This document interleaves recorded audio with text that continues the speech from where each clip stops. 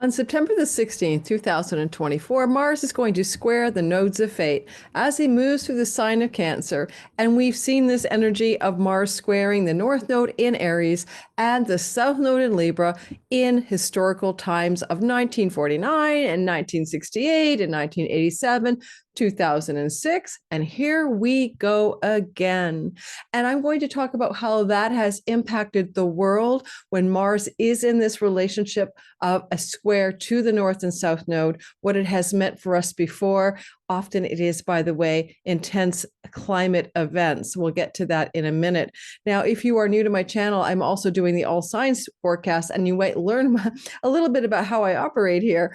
I am using the Western Tropical Zodiac, whole sign houses, fixed stars, minor asteroids. I'm using all kinds of astrological tools to help you time your best life. And to know more about how to deal with this North Node square, the nodes of fate, listen in for your sun, moon, or rising sign in the timestamps or on the chapters by clicking the title of the video.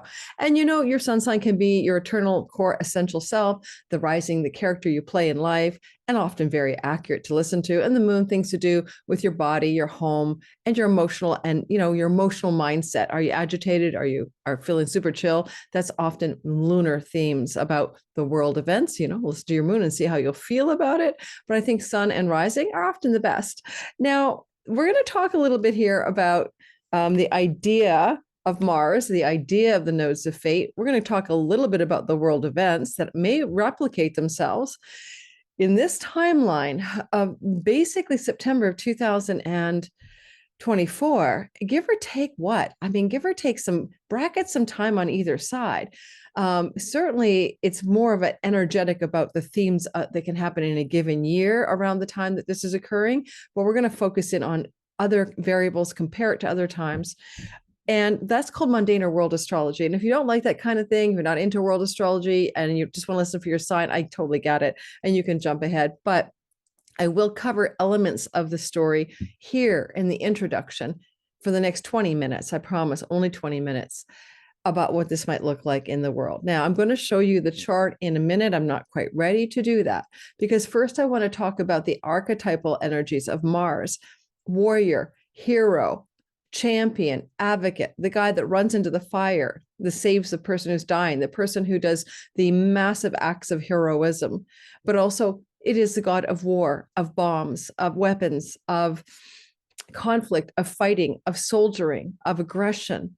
So there's all of the whole range of what Mars can be up to. He can be considered one's motivation, one's decision-making power, one's action-taking power, one's personal, perhaps, willpower. That's a debate, guys. I mean, do we really have personal agency or is it an illusion? Well, that's a bigger topic now, isn't it?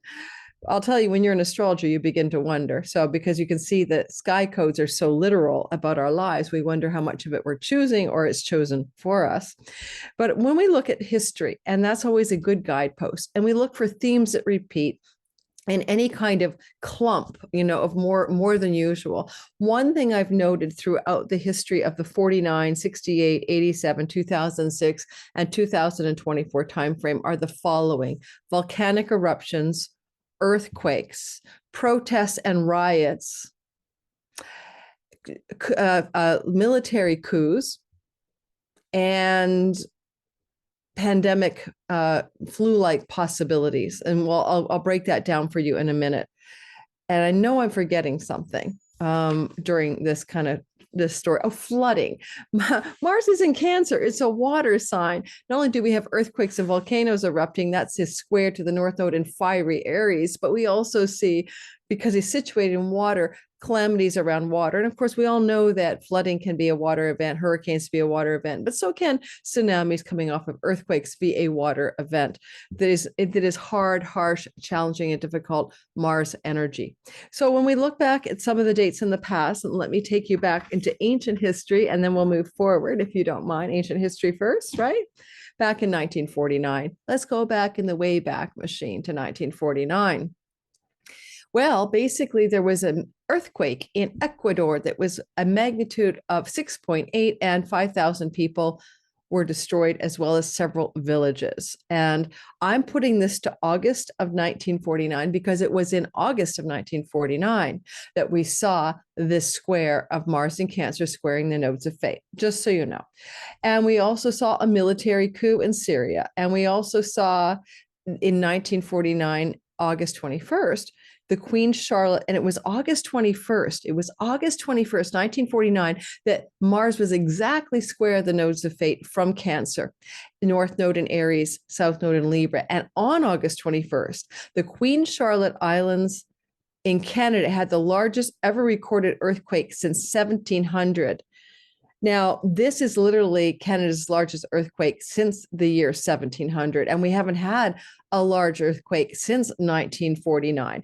So that of that magnitude. So this is an interesting time for Canada in that regard. Let's see what happens.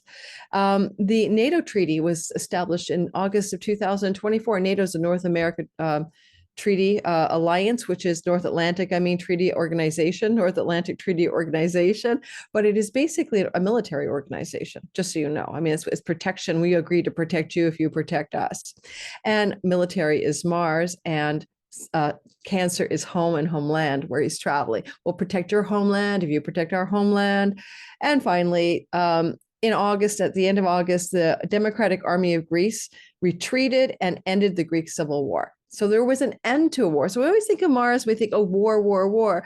But sometimes it could be an end to a war. Mars cuts, ends, and severs. So we have ongoing wars in the Middle East and in Ukraine, Russia, and possibly we'll see, as a result, an end to a war rather than a beginning of a war. See how hopeful it can be? And moving on to comparisons again. I'm now moving to 1987. And what I see here are similar themes refraining. Now, Ronald Reagan did visit Berlin and challenged Mikhail Gorbachev to tear down that damn Berlin Wall. So we can see there's an energy of that beginning of the end of the Cold War. So again, the ending of wars. I've pegged this to June of 1987 because it was in June of 1987 at 8 degrees of Cancer that Mars squared the North and South Node at 8 degrees of Libra and 8 degrees of Aries. So what happened in 87? So we have the beginning of the end of the Cold War. And we also saw a Basque terrorist group car bomb attack a market in Barcelona, killing 21 people and hurting 45 others. So don't forget, terrorist events, bombings, guns, and violent things can be elements of Mars squaring the nodes of fate, and Aries North Node amplifying the ability for this to be warlike or more harsher conflict. In June, a commercial jet crashed in the Philippines, killing 50 people. Mars rules planes, trains, and automobiles, and things that fly are definitely one of those piloted vehicles. And we can see the potential of airplane or helicopter crashes close to the September 16th. Mars square the nodes of fate, but I want to remind you that up to a week or two before and a week or two after, Mars is still in a mathematical, pretty obvious square to the nodes of fate, but not necessarily always from Cancer. He got into Cancer only recently, but keep in mind, it doesn't have to be about the day of the event. Also in June of 1987, Iraqi warplanes dropped mustard gas bombs on the Iranian town of Sardasht in two separate bombing rounds on 4 different residential areas. This is the first civilian town that was ever targeted by chemical weapons in that war. June of 1987, Iraqi planes against Iranian towns. And finally, there was a big explosion in West Germany that killed several troops at an Air Force base training area. So explosions, and we have bombs, and we have airplanes falling from the sky, and we have terrorist groups killing people, and we have the Berlin Wall almost going down. And so, good old Reagan challenged Gorbachev then June 12th to challenges are Martian. I challenge you to a duel. I challenge you to do this. I dare you to do that. And he said, hey, let's get that damn Berlin Wall torn down. What do you think? Now, in July of I jumped to 87. I went from 1949 to 1987. Let's go back to 1968. So 1947, 1968. Let's go to the middle one, right? We're repeating 1968. It's a rinse repeat cycle of, Chiron North Node transits. Last time Chiron was with the North Node in Aries, 1968. We saw 2 assassinations, Martin Luther King, Robert Kennedy Jr. I expect more assassinations to show up this year. We already had quite a few, but we also had the election kind of energy of the president, Lyndon Baines Johnson, stepping away, allowing for his vice president to take the helm, like Kamala's done for Joe, as we move towards, and a DNC convention in Chicago both times. Lots of student protests over war. In 68, it was Vietnam sit-ins. Now it's been Gaza protests, pro Gaza, not anti-Jewish. Let's make that clear.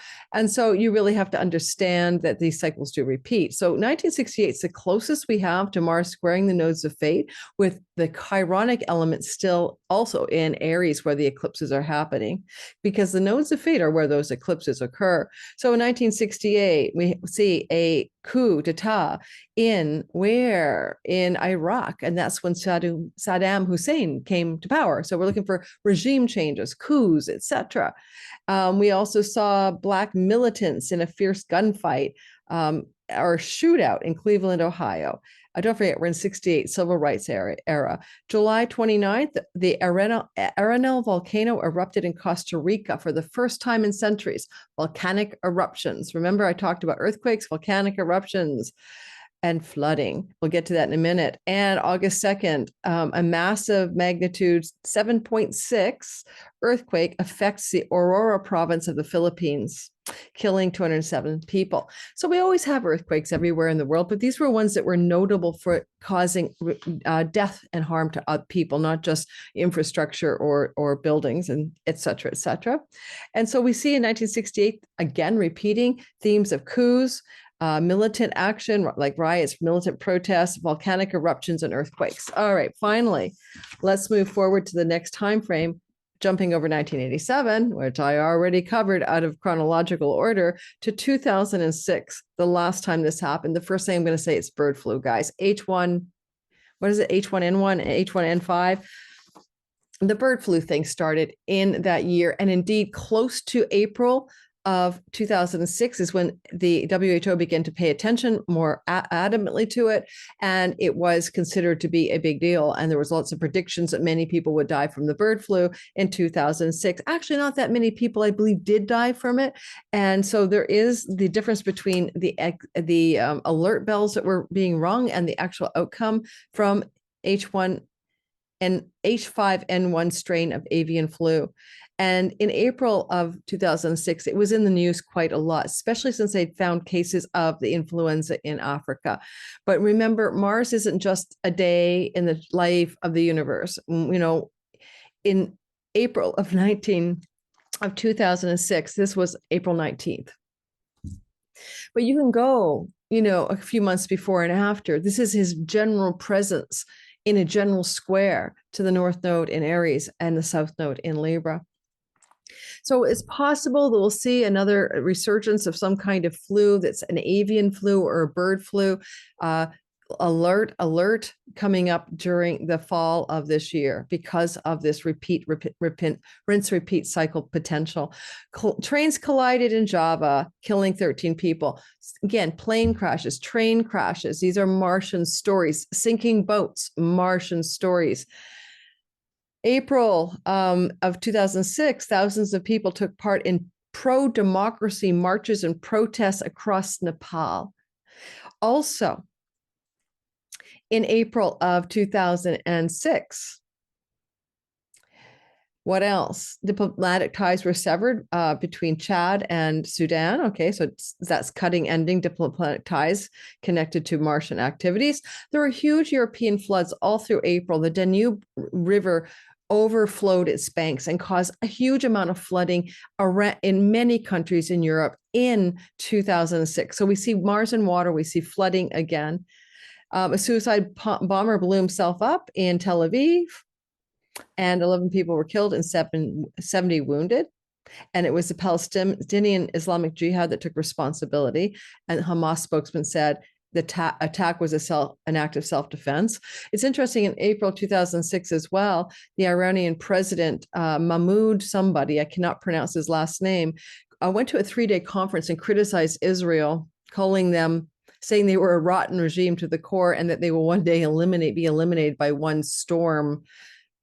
That's an interesting time frame. So there's a lot of the Israeli conflict in the news. Don't forget, Israel would have been pulling out of Gaza as well, I believe in 2006, around that time, getting their settlements out of Gaza.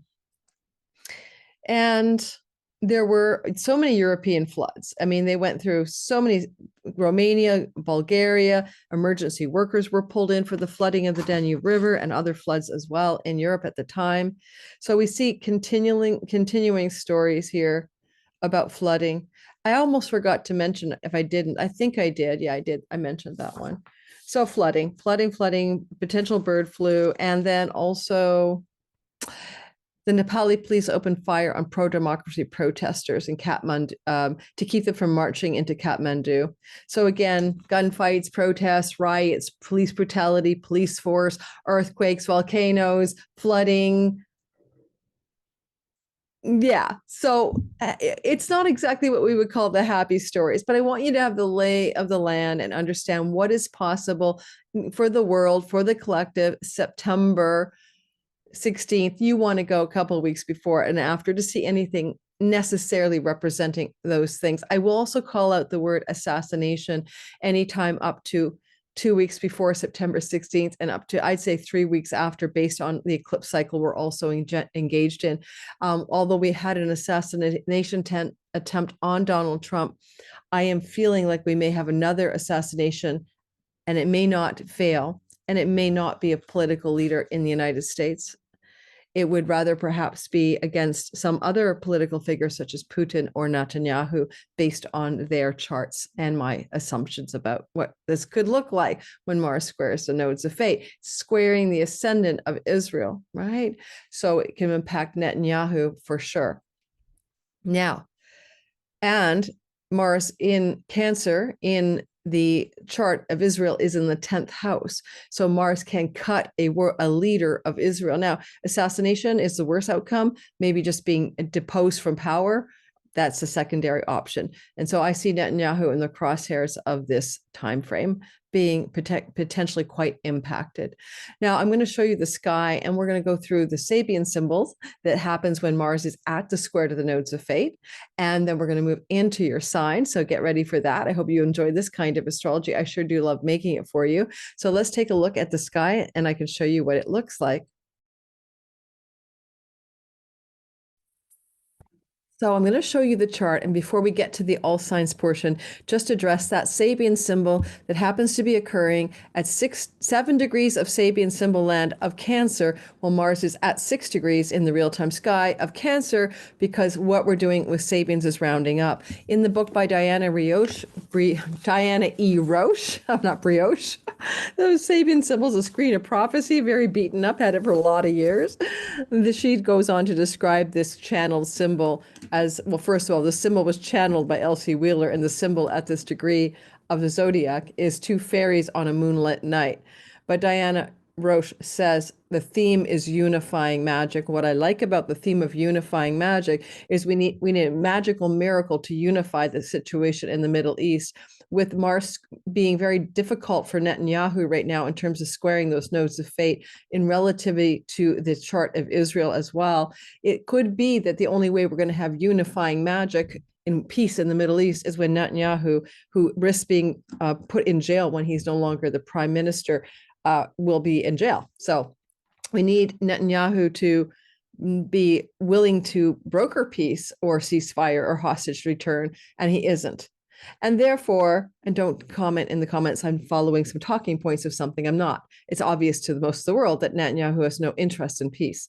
So 2 fairies on a moonlit night, and so unifying magic. And she talks about the need for every individual to do something relaxing and restful, yada, yada.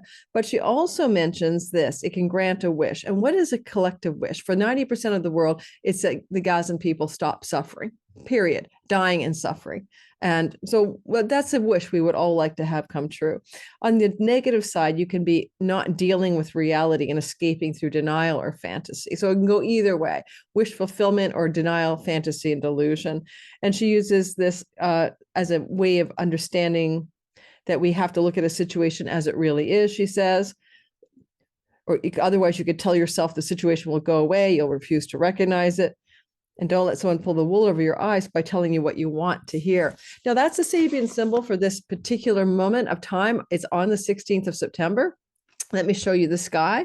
And it's also the 15th, depends on your time zone, right? So Pacific time, it's going to be kind of exact close to, actually, this is not quite perfect, but it'll be exact.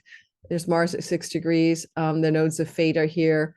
I'll move us up just by a few hours. It's going to be exact around almost 8 p.m. at night on the 15th in Vancouver, Canada, or Pacific Daily Time, Pacific time zone. So adjust for your time zone. Some places it'll be before midnight, sometimes it'll be in the middle of the night or early morning. Obviously, it depends on where you live. And it's not really so important where and when and exactly it happens. It's not like that moment is the key. 3 days before, I'd say about 7 days before and 7 days after, you're in the orb of Martian energy. The Mars influence is happening. In ancient astrology, we often talk about the orb of influence being 3 degrees, called engagement. So Mars is at 6 degrees. And if we want to see how long he's been technically engaging the nodes of fate, right? And I've noticed something with Mars. I've noticed that he shows his goods before he hits the exact or partile square of any event, not before, after. So I've noticed it's more likely that something is going to happen in the beforeness, not the afterness of it all. So there we have there. Starting here, he's at 3 degrees and 11 minutes. It counts. So September 9th to September 9th to the 16th, we're in the orb of this energy. It's here. September 9th to the 16th. And afterwards, we could give it about another. So September 9th to the 20th, we're under the energetic spell of the warrior himself, Mars, in a square to the nodes of fate. In ancient tradition, they called it the bending of the nodes of fate. I think I might call that in my video title, Mars at the bending of the nodes of fate, because it sounds so dramatic. And it is a kind of energetic in its own right. I mean, anything that's at the halfway point between the North and South node is a highly turbocharged karmic energetic. It's full of it's like he's absorbing and catalyzing and crystallizing the energies of fated events. So keep that in mind. So in your own life, when we do the all signs, you don't have a steering wheel on this one. This is what must change. Mars rules decisions, actions, turning points, new directions, ending, cutting, severing things in your life, conflict, combat, maybe righteous or not righteous in some area of your life that you need to go to war for, and to be defensive and protective of home, family, and nest, and those close to you, it is a sign of Cancer. So there is also, before we do your sign, something else I might like to mention here. What I'd like to say is this. I touched on the Israel story. I just touched on the Israel story, but I want to mention a couple of things. I'm not going to show you the charts. I probably need to do a Middle East war video all on its own without even an all signs portion. But I am noting that in October, on the 14th and 15th, Juno, the Israel ascendant, is at 23 degrees. Juno, the goddess of pacts, treaties, commitments, and vows, will be on the ascendant of Israel. And it is possible that October 14th, 15th timeframe, this asteroid that takes about 5 or 6 years to travel the heavens, Juno, she looks like this. Annotate, yeah. This is her here.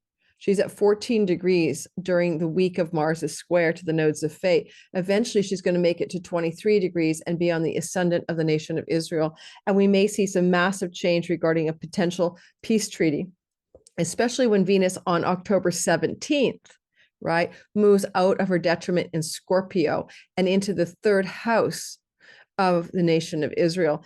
And therefore, it's possible that sometime around the 17th of October, or between the 14th and the 20th of October, we may see, or the 12th and the 20th of October, finally some civil agreements for sanity and cessation of bad things happening to the world. I'm recording on a day that my partner just told me, September 11th, that Israel bombed another UN school. Well, you know how many UN schools are left? Also, the latest news story, none. You know what the latest news story that just came out was that turns out, like, leaked documents show that they knew that in December or whenever they bombed some civilian infrastructure to kill a Hamas militant, and they killed 3 of their own hostages. Now that has just been shown to be true. And there's frothy protests in Israel, of course, amongst the populace to get their damn hostages back before Israel kills any more of their own people, etc., or before Hamas kills them, because Hamas has said, if you try to get them back, we're just going to kill them. So, like, you know, something's got to give here. So look for mid-October for a massive shift of what's got to give, for sure.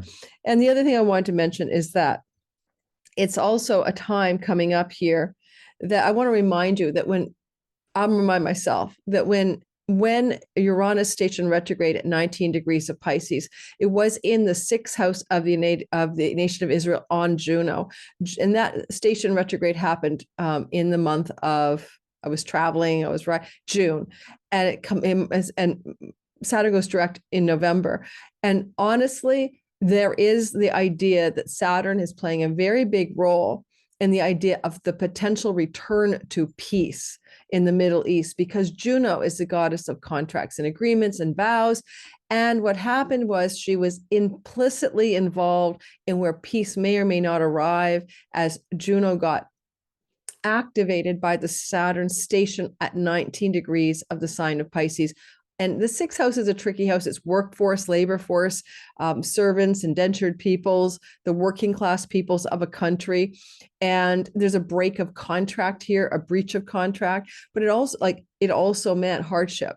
And, you know, not only they're displaced peoples, and a lot of Israelis left Israel, but also there's a lack of economic thrival. There's economic hardship right now. A lot of Palestinians were, for instance, employed from the West Bank in Israel proper, and that has ceased to happen. And so there's a slowing down, a dramatic economic crisis brewing in Israel. And it's very possible that the people will have no more of that as well. And so as Saturn goes back to the vows, promises, and agreements that are possible with the labor force in a nation, the 6th house, there's going to literally be walkouts. And I believe there have been walkouts. I believe there have been protests already where people just stopped everything and ground the economy to a halt in order to get the hostages back. And that is what Saturn is about in this story. And Saturn will turn around in November and start heading back to the same spot that Juno in the house of the 6th house of the nation of Israel. That's enough of that. Let's do your sign. So number 1, I'm going to clear that little circling of Juno. Let me clear that little drawing, clear all drawings. And let me get rid of that.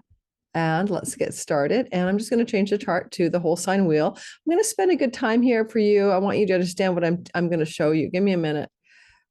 Recently used transits. I want to get us, edit chart.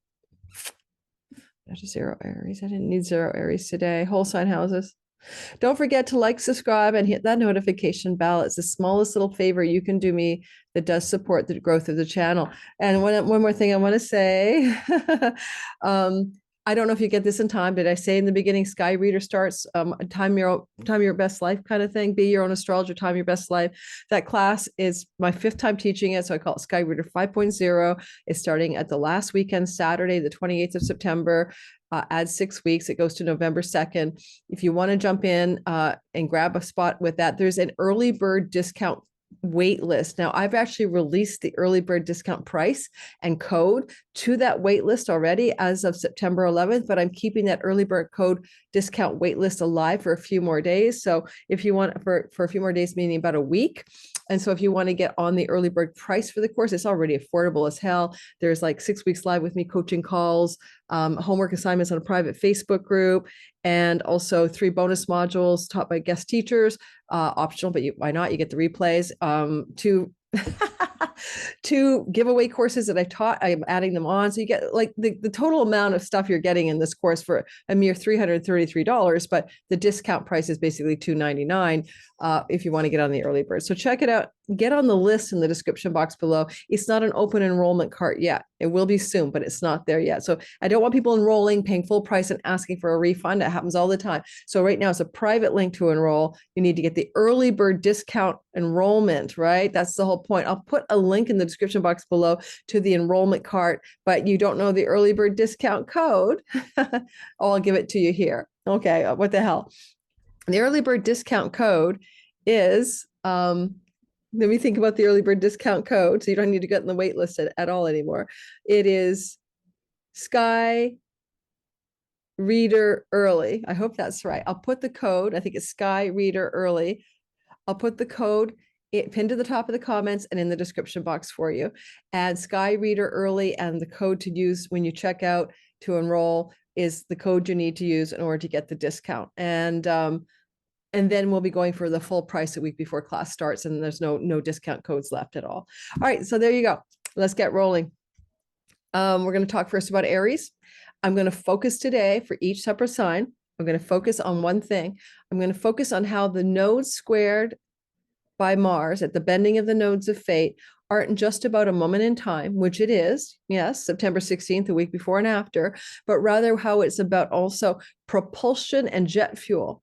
Propulsion and jet fuel for your changes, decisions, actions, severing, and endings that will happen in your life that propel you to make the Libra Aries axis of your sky come to life, because Mars is the god of change and will and motivation and movement forward. And so where you need to make those changes in the Aries and Libra whole sign house of your natal chart is what Mars is giving you jet propulsion fuel to do. We don't always want what Mars gives us. He gives us endings when we don't think we want one, but he also gives us new beginnings in the wake of those endings. I hope that makes sense for you. That's how we're going to delineate today's video. Let's get started. It is probably going to be about a 45-minute run through each sign. That's my guess. And I am recording, thank God. Okay. So I had a feeling maybe I'd pause my recording to sip my water or something. No, it's still going. I do love sponsoring things I believe in, guys. And every now and then I'll share something I love with you. I was totally into the Spooky 2. I still am. It's really working for me. And I'll have the Spooky 2 founder, inventor. I don't know where I am, founder and inventor coming to my channel. I am so excited to interview him because this is like a magical device. I'm finding I had a knee problem and I put one of the devices that he created on my knee and it went away. But stay tuned for that. And I get sponsor offers all the time, completely off brand, completely not something I'd ever support. So if you see me supporting somebody's brand here and sharing something, it's because I'm excited about it, not because I'm getting money from it. I make more money on YouTube ad revenue than I do from single sponsorship. So it's not worth touting somebody's product if I don't believe in it or it doesn't work for me. All right, here we go. We're going to start with Aries. I just want you to know I'm very picky about that stuff. Aries sun, Aries moon, Aries rising. Listen for your sun for career purpose, moon for home and body and nest and safety, and rising, everything about you, the character in the game of the matrix or the simulation called reality. It's not real, guys. It's a simulation or a dream. Call it what you will. So Aries sun, moon, and rising. Bottom line is that you're in the crosshairs of eclipses. You are the one experiencing a tremendous amount of energetic shift. You're asked to grow bigger because the North Node is inflaming, expanding, intensifying the character of your Aries identity. For some of you, that means a change, simply a change of wardrobe and hairstyle, change of how your body looks and how you want your body to be. I've seen that very often with people who are Aries in this time frame. Since last July, when the North Node moved into Aries, they suddenly have completely transformed their physical appearance. But on top of that, it's also the expansion, growth, and destined change within the character itself. And I always think about getting into your big girl panties and your big boy boots or something. You're really trying to find the character amplified with a quality of destined or fated growth. Let's call it that. And this, of course, the South Node has been going through your 7th house, and that can deplete your attention to your long-term committed love stories, to your relationships, to your clients. They can feel heavy, like something goes down the drain over there, that the energy with those people is not where you want to put your focus. And that makes sense. I have an Aries sun and moon. I pulled off client readings all summer. I've narrowed it down to 1 day a week. I'm opening at limited spots. I feel that the client energy is not where my soul wants me to go right now. It wants me to go into teaching and writing my astrology book, etc. So reflect on that Aries people. Where are other people not your focus, as the North-South Node has transited your 7th house? Yet if you were single, of course, you could have gotten a destined, fated new soul partner in your life as well, which I did. And that South Node, North Node axis started to activate last July, and it comes to a close January 11th of 2024. In the context of that, Mars is jet propulsion and rocket fuel for significant change coming from the 4th house. change of home.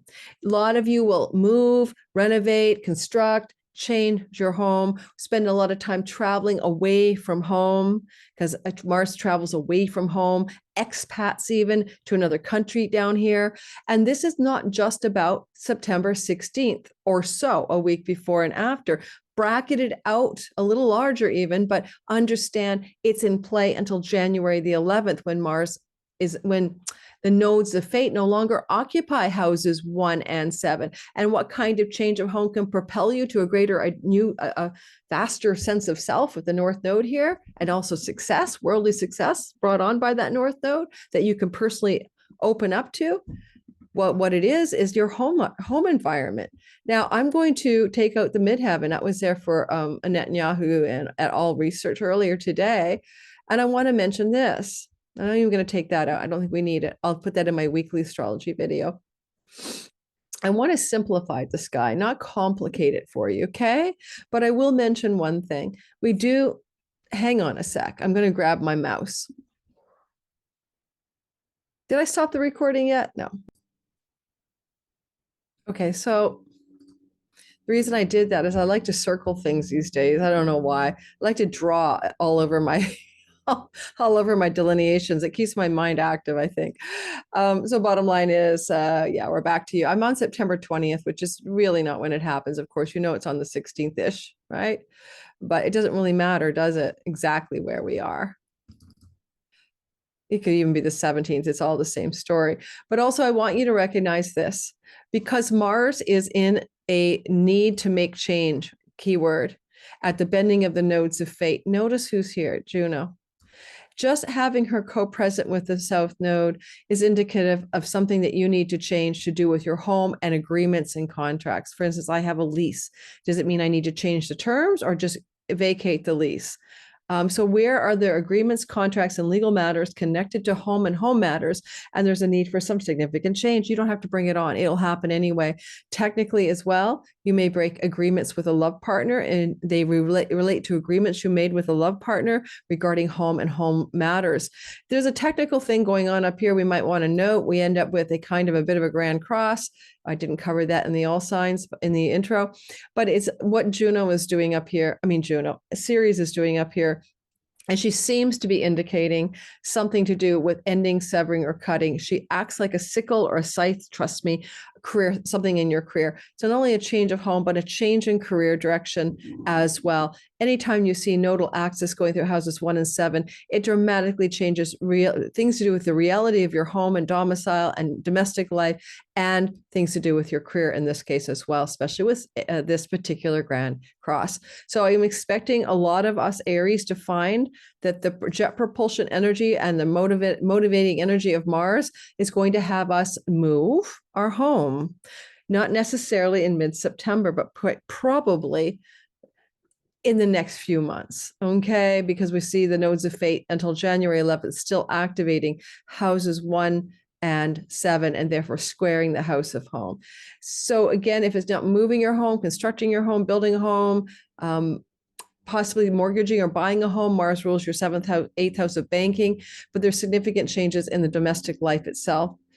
And on a realistic note, you may have a blowout with a significant other who lives with you around mid-September because of this, or just be separated from that person as well. But, and I don't mean that you have to get separated, just temporarily separated geographically or something from someone you live with, especially if it's a love partner in the middle of September. Let's give it the broad brushstroke, September 9th to the 20th, with epicenter around the 16th. All right.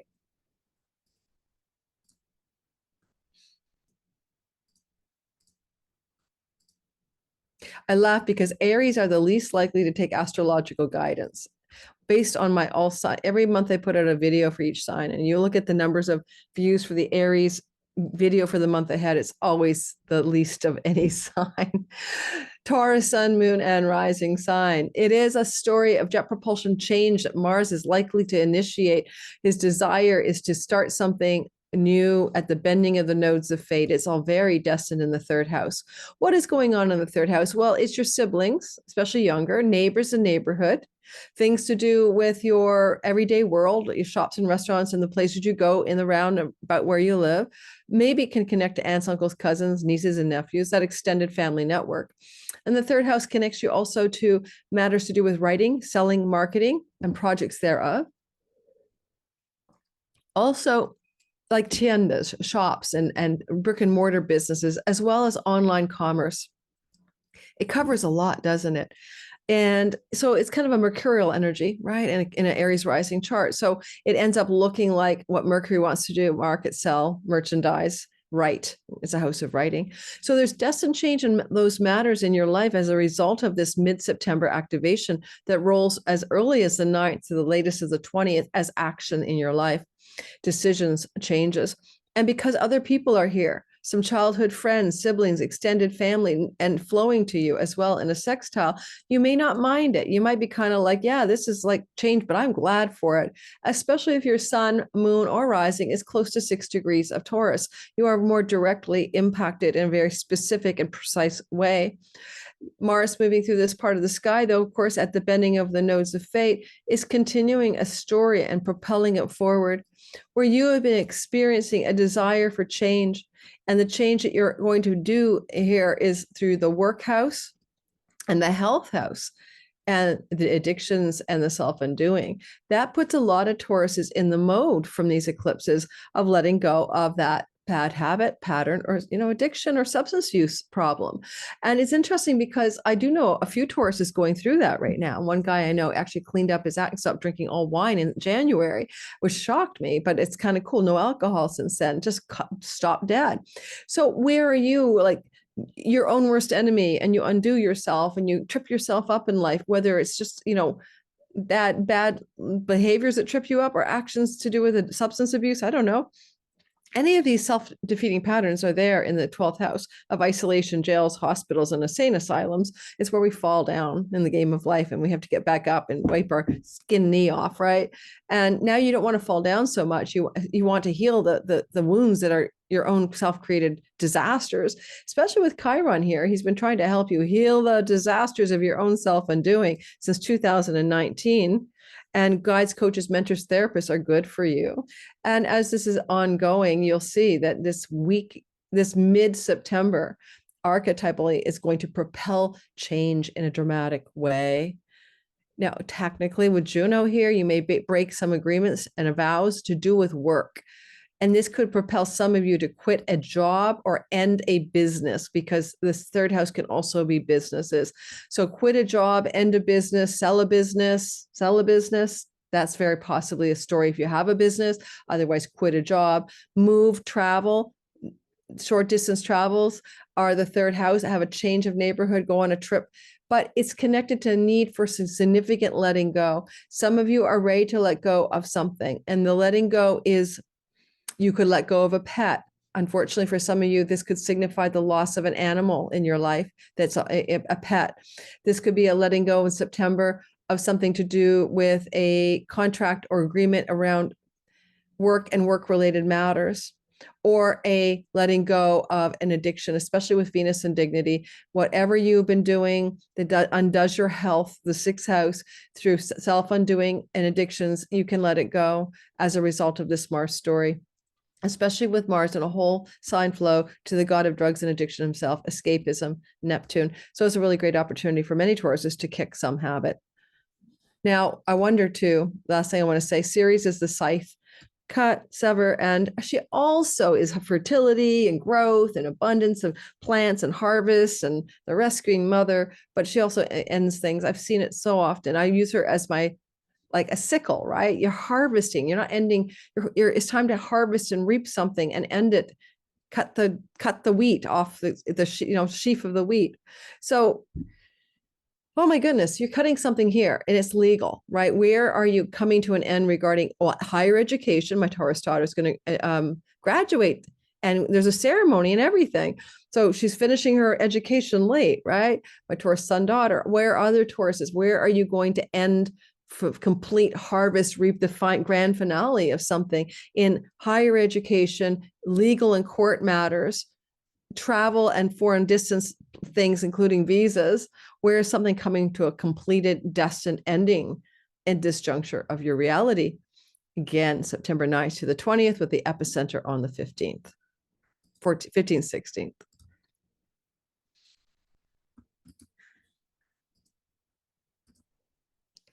Gemini, sun, moon, and rising sign.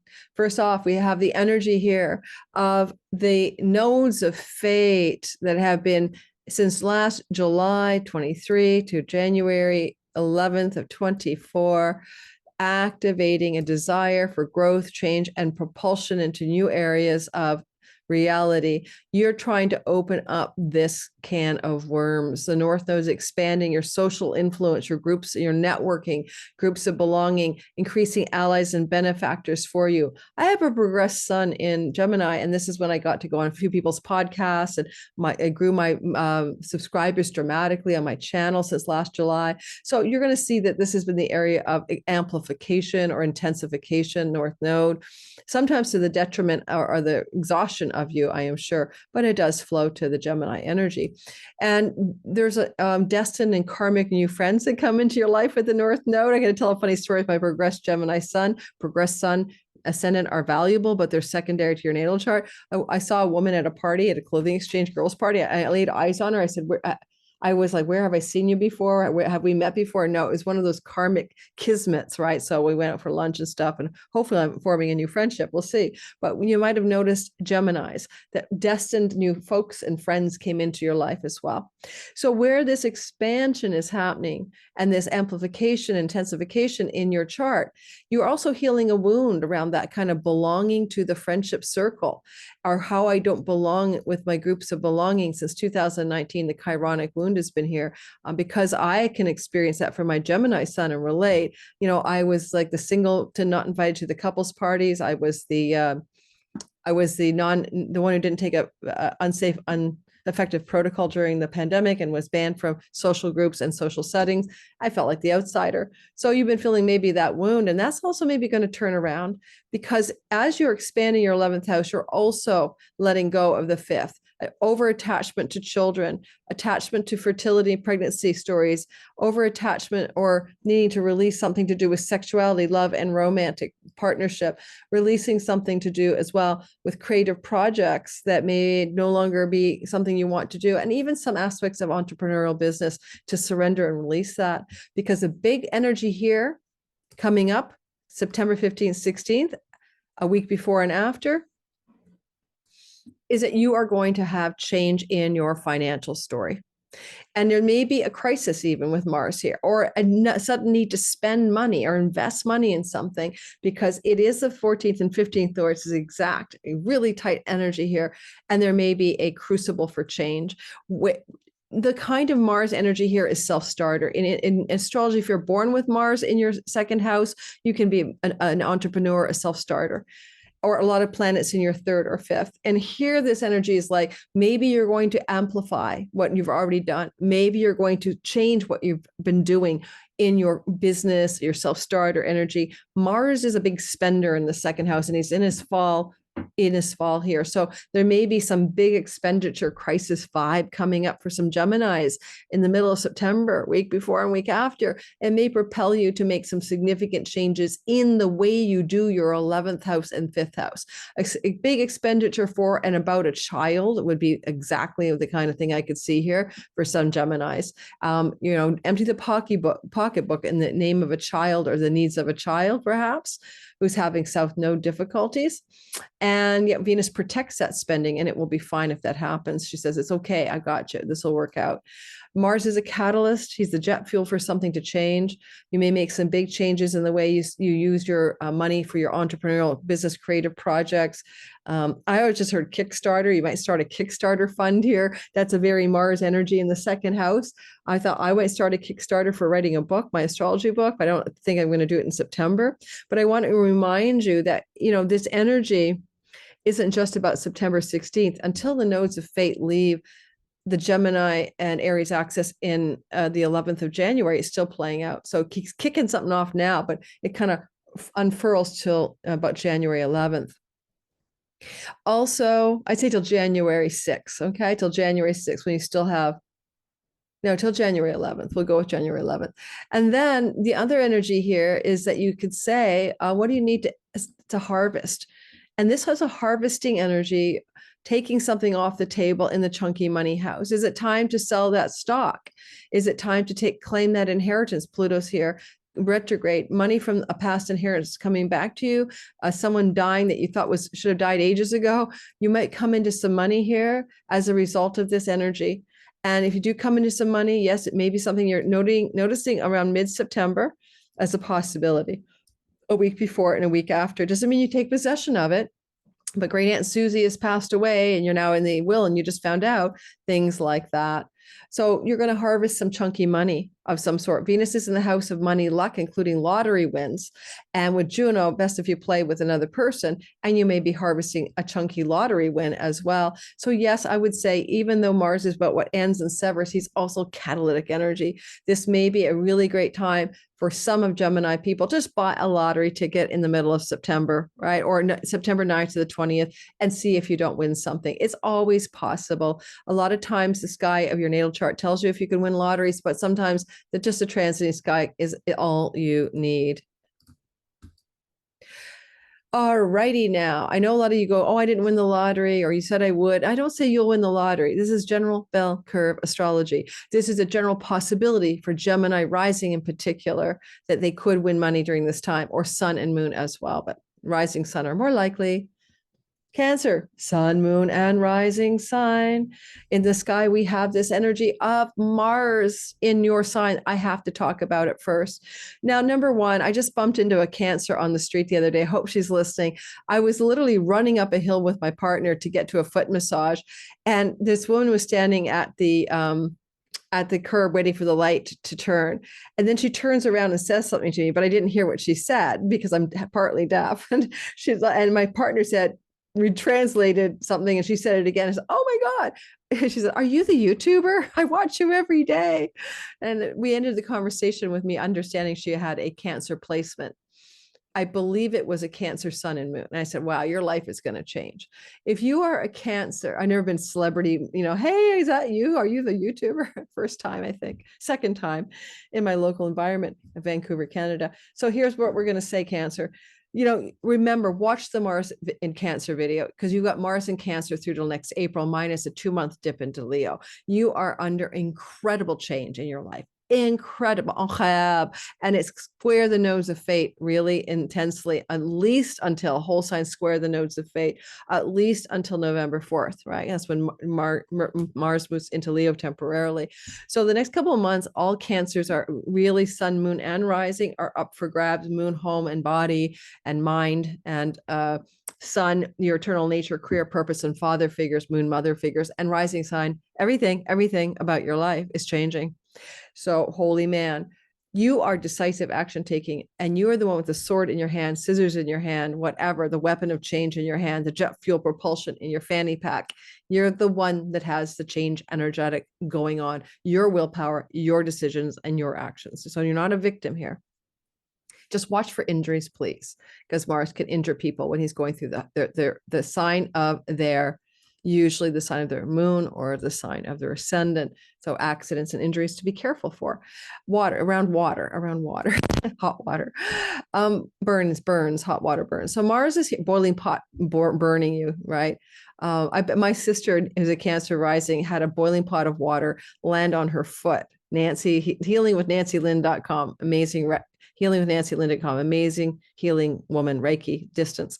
But I bet you any money, when we were in university and she had that happen to her, that she had Mars transiting her first house. So be careful for first house Cancer folk around boiling water, accidents, etc. Now, the story for you is this. Mars is squaring the nose of fate, and it is here, right? This is where the action is. You last saw this in 2006, and 1987, which I haven't been repeating. Hopefully you guys listen to the beginning. And therefore changes in your life may be similar to life changes you made in 2006, right? And 1987, and backward in time to 1968 for the oldies here. And what you're trying to change is matters to do with your home, your career, and your identity. Now, if you're looking for home changes, South Node is letting go. Now, you might let go of someone in the home. A family member moves out. You might let go of old ancestral and family of origin wounds and stories that have held you back. But more literally, you just may change homes. You may let go of, sell, move, ditch a home. In a solar return chart, when you see the South Node in your fourth house or on the IC, you will probably move, let go of a home. Kamala Harris is having some action in her solar return that suggests the same thing. She's going to move, I suppose, to the White House. I mean, where else is she going to move, right? So you could just look at that one indicator and suggest she will end up becoming the president. Now, with the North Node here, you're amplifying your career. You want to grow it into a place of deeper purpose, Chiron. You want to use your natural original medicine gifts and talents for the world. And you've been trying to figure that out since 2019. Now, the North Node is asking you to take that energetic push to worldly success in career. And it is your actions, decisions, especially September 16th, 15th, a week before and after, that are the grist for the mill of change. How are you changing your career path, or how are you kickstarting, amplifying, jumpstarting it in some incredibly powerful way? As well, I would say this: if you are employed, right, and you can go back to 1987 and 2006. I gave you the exact months back in the intro. Go listen to the intro. But you might find yourself here, right? Amplification increase, ruled by Mars, making a decision around an offer or an opportunity or quitting or ending a job. You might quit and or start something new, but you have to make decisions. Mars rules decisions. All right. But on the other hand, one more glitch in the matrix. Ceres is the harvest reaper god in the house of marriage. Completing, harvesting, there's the god of death, literal death and metaphoric. And Ceres is saying, well, we're going to maybe also Mars. You can be sharp-tongued towards your significant other mid-September. Please be careful. Or very angry or very combative toward a significant other in the middle of September. But whatever you're lobbing your sharp swords at over here, it's somebody else. Is that person here your marriage partner, your business partner, a particular client, a significant person in your life? And this is also not just the house of career, but reputation and standing and social stature. And therefore, I'm widowed, divorced, married, single. These are check the box on the form, right? Is how people see you. That could also be changing. So for some of you, you may be catalyzed to let go of a significant long-term relationship and make a decision to end it as a result of whatever events are unfolding in your reality in the month of September into November. And that would be something that you would be doing the final hurrah on. With Pluto retrograde, you've been in and out of possible death and rebirth of those relationships that are important to you. It doesn't always have to be a spouse. It can be just someone who's very important to you, right? With Venus down here with the South Node, right, gives you a lack of harmony and lack of peace in the home that you would like to experience. And maybe there's a need to kick somebody or something out. Just for the record, Mars rules your house of children. And therefore, if you have children at home, maybe some of you want to dump that storyline and get rid of that child and ask the child to move out. I get a lot of kids live at home these days because, of course, expenses are ridiculous, but there may be some shift around that as well. All right. Hopefully that's helpful. Moving on to the next sign, that will be Leo, Sun, Moon, and Rising. So guys, I'm on the AIP protocol diet and I can't get a chocolate break right now because they don't want me to have coffee because it's a bean and chocolate. Well, guess what? Screw that. I'm still having coffee, but everything else, I'm eating a bowl of vegetables for lunch. I'm really, if anyone else has done the autoimmune protocol diet, let me know how you survived. I mean, I know that one friend of mine said she made a bunch of pre-made chicken and she thought, I don't eat chicken, I'm a B blood type. It gives me a lectin response, but a bunch of meat in the fridge that was pre-cooked or whatever, and you just thawed as needed. But I'm feeling more carnivore than I've ever been, and vegetarian bowls as well. Ugh. All right, moving forward. Leo, sun, moon, and rising sign. Yes, and I am alcohol free because I'm on this AIP. Leo, sun, moon, and rising sign. It is a story of you moving through a time that's like 1987 and 2006 when the nodes of fate were squaring Mars in this way. So Mars is in your 12th house. The South and North nodes are in your houses 9 and your house 3.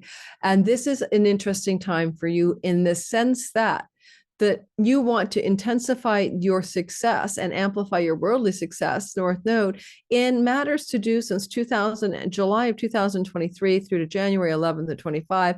Amplify your academic success, colleges and universities, foreign land travel, and journeys abroad, legal and court matters. You want to finalize to amplify your own success. You've been wounded here. This is also the house of the father in India. So father, wounded relationship to father since 2019, wounded relationship to academic and university and college matters, right? I think of a Leo rising right now in my mind, or Leo rising woman I know, girl, and she probably didn't do what she really wanted in college, and so maybe there's a wound there. So you want to succeed where the North Node goes. You want the worldly success, and this is where you need to let go.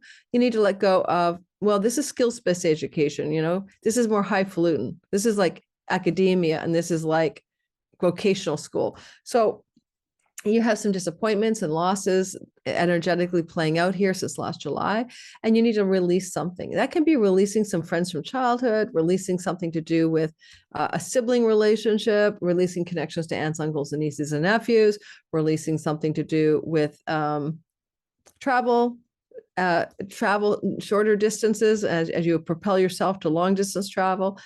All right, commuting.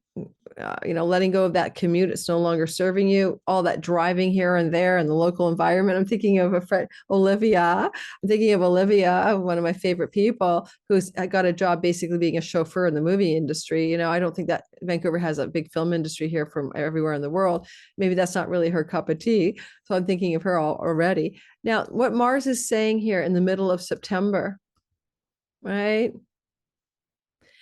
Is Mars is literally saying it's time for change. That's all he does. He cuts and ends, severs, decides, chooses, motivates, willpowers action into place to make changes. No changes happen without decisions and actions, and Mars is that guy. And you want to make changes from the 12th house. For some of you, it depends on your chart. If your IC in the whole sign houses is in the 3rd, especially, you might change your home and you might move abroad. And you might be considering that as an option in September 14th, 15th, a week before and after. You may also have academic opportunities coming from foreign countries and foreign places or foreign institutions. But also what other changes you can make in the 12th house are your own self-undoing. You are your own best tripper upper. And Mars cuts, ends, and severs the way you trip yourself up through to November 4th and then back again January 6th to April 18th. You're slicing, dicing, and cutting out your own self-undoing. Hospitals belong here. Mars can mean somebody you know is in a hospital setting. I'm sorry to let you know that. And you're having to deal with it in the middle of September. And that can be a week before the 9th to the 20th. But if you are, it's a jet propulsion of change in your life, and it can change a lot of things about your reality. It may be that someone's going to gift you some money because they're on their deathbed. Sorry to hear that. Could be true, and you're going to have enough money to go back to school, or it could be you're going to make some changes regarding relationships to your own addictions and self-undoing, as I already mentioned. And so a lot of this energy with Venus in dignity here is kind of protected, right? She's holding fort with the South Node. But if you have agreements or contracts or vows you've made with 3rd house people, siblings, extended family members, childhood friends, you may break those agreements as well in the middle of September, or even break educational or travel agreements as well. We're going to have a strike coming up in Air Canada. Maybe some of you don't break the agreement, the airline breaks the agreement with you, but there's some changes that you may not anticipate around travel plans coming up mid-September. The long game is it does benefit you, even if you don't see it at first. Ceres is like, what do we need to harvest here? What do we need to reap in the 6th house of work? Some of you may be changing your work, especially if your work involves commuting, driving, or local neighborhood or environment work. There is a desire to exit, change, and cut. Tell me what happens. I'd love to know. But if you have an addiction or self-undoing, Mars is saying to Ceres, get your health matters in order. Time to change those habits as well. And Ceres actually rules the grain world, the harvest world, but she's also, I see her in very involved in people's charts for food as medicine, nutrition, nutritional health, herbs, poultices, that kind of thing. And so you may be looking at a new food style. Don't forget, Ceres is flowing to Mercury in the house of what you put in your mouth. A lot of you could have an unexpected change of career as well. It depends on your chart, but there is some change in career that could occur. This is like the runway for a career change, right? Not the career change itself, but the runway for that takeoff to a new career. And in the month of September, October, you're aware of this runway that's emerging, and you're going to start trundling down it and probably get a new career takeoff by April or as April of 25 onward progresses. I don't mean job, I mean career, like a field of endeavor.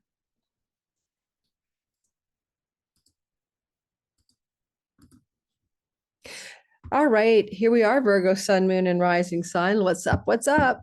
So guys, we are in the story of a 1987 and 2006 bending of the nodes of fate. Mars here in your 11th house of friendship circle, squaring the North Node in Aries and the South Node in Libra. This energy makes you want to change something, or the sky changes it for you. Good news, Mars sextiles you. So you are okay with the change. You're at peace with it. Now, because your 11th house is about friends, allies, and benefactors, social groups and networks, that's where the change is happening. And sometimes it could be a friend is cutting a friendship off, or just geographical change can happen and there's less time with that friend or elder sibling, one above you, 11th house. But as well, look at the nodes of fate. They're in a money axis for you guys. It's all about the money and it's all about the financial wellness. Or what you eat and put in your mouth. Hey, South Node, letting go of the foods that are no longer good for you, addictions, whatever, release, surrender, let go, maybe change your friendship circles so that you can, be sober and find sober friends. That's an example only, but that too, but it's still clearly a money axis. And so why are you being propelled since July of 2023 through to January 2025, why are you being propelled to expand your worldly success in chunky money? Chunky money is inheritances, shared money with your spouse, money you get from investments, money you get from bank loans and mortgages and mortgaging money and shareholder money and all of that, royalty money, passive residual dividend money, those monies that come in chunks disconnected from the earnings monies of your job are where you're asked to grow, expand, increase. And like a practical story, right? I have a Virgo girlfriend who, she and her partner decided to buy a house and share money together after years together in separate bank accounts, kind of thing. So you can also benefit from your money with your significant other. You're asked to do that here. You're asked to grow into shared resources. And as that story has been unfolding for many Virgos in the reality of life, I have to say, with Mars here in the 11th house of karmic rewards, there is a possibility for some of you of separation from significant relationships and financial benefits that come from parting ways. What are your deepest wishes, dreams, and hopes? Because mid-September, they're on fire for you to pay attention to. You're planning forward your life from the 11th house, and this is what you wish to see in the long range story of you. And Mars is saying, well, let's change those goals. Let's shift those dreams. And we may shift those dreams and goals in relationship to our financial wellness and financial resourcefulness as well. We note that we have Juno, and you may break a contract or agreement you've made verbally, even with some significant situation of love in your life or work. Love and work agreements can have vow breakages here, right? I said I'd do this. I said I'd be this, but I changed my mind. With Saturn going through your marriage house, those of you in long-term relationships are under pressure to make sure that it's not a cracked engine block in the car of your love story. And that has been true since last March and will be true until February of 2026. And this is testing the metal or the solidity or the foundation of that relationship. And it's not always easy. And this will tell you by February 26th, for some of you, whether this relationship will last if you're in one already. Otherwise, a new relationship could begin with someone significantly younger or older, by 6 to 8 years older, at least, a Saturn age. I want to say to you that it feels to me like you're going to make most of this change in the groups of people you associate with. Okay, Mars is cutting through the social sector of your life with a knife. And so some of the groups of belonging are significantly going to change. With the Ceres scythe here, where you want to cut, end, and sever things as a harvesting mechanism, where you're reaping a reward, you're finishing up the harvest, you're harvesting things to do with your fifth house. Your fifth house narrative is all about the matters that connect you to your children and your artistic and creative and performative abilities, your joy and fun and play and pleasures, your romance and sexuality. And I say fertility in children and your children.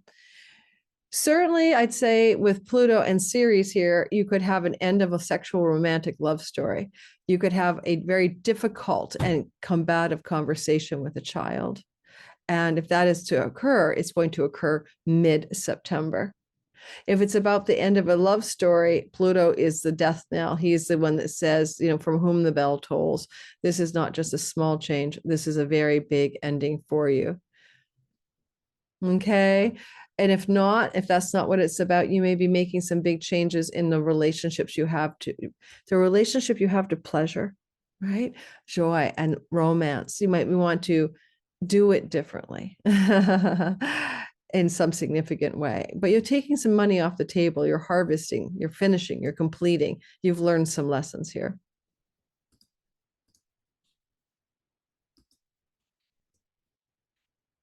Now I'm going on to Libra.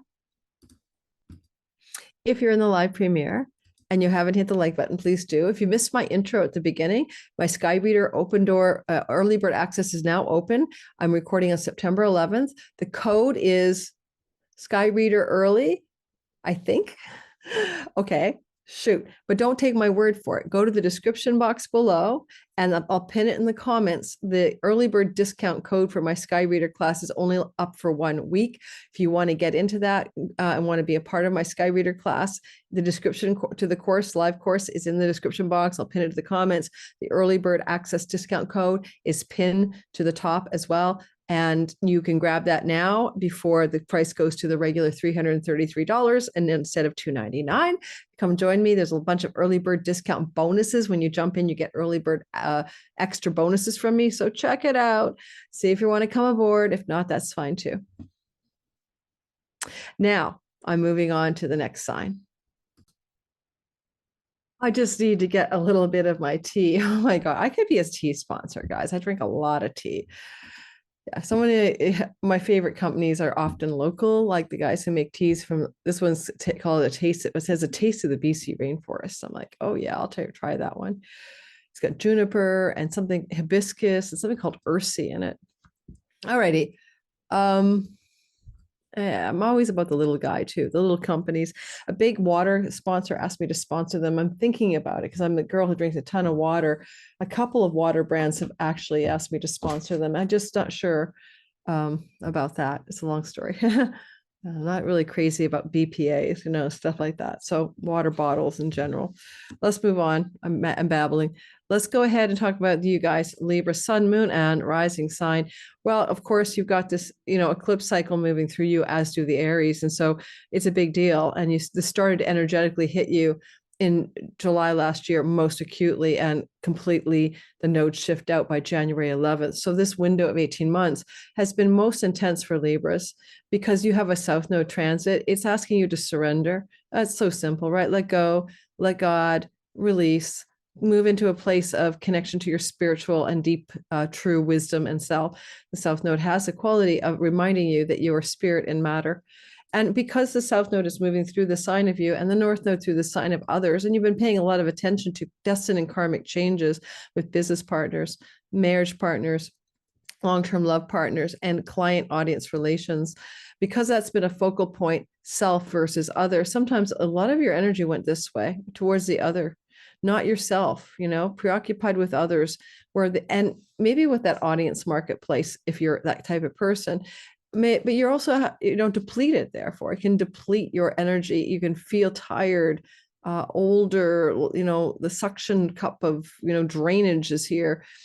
So some of you have been physically challenged. Some of you have been emotionally challenged. You feel maybe like there's a leak in the bottom of your boat, And so this is an energy a lot of you've been feeling for a while now, and it completes by January 11th when the nodes move into the new signs of Virgo and Pisces. So keep that in mind.